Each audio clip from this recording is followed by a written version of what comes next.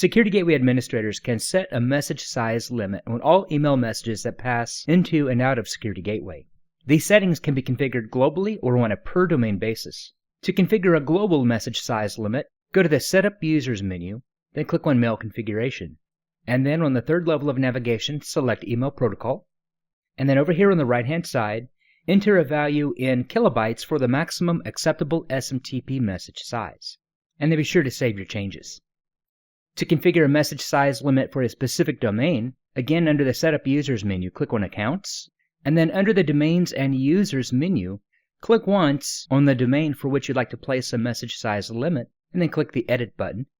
And then simply check this box to limit the maximum message size, and again enter a value in kilobytes in the blank provided, and then click Save and Close. If you'd like to learn more about how Security Gateway can protect your business from email-borne threats, visit our website at mdamon.com.